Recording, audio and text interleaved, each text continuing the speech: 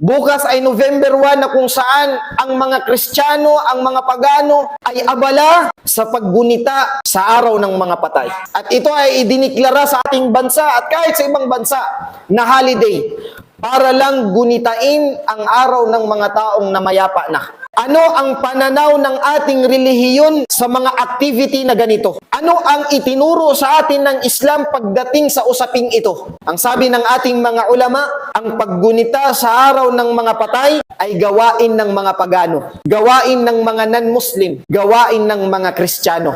Bilang isang Muslim, narapat sa atin na iwasan ang mga gawaing ito.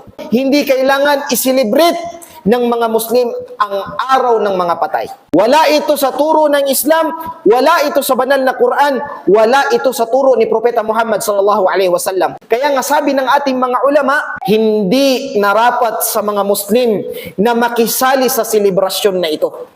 Dahil ito ay hindi turo ng Islam, ito ay taliwas sa turo ng Islam.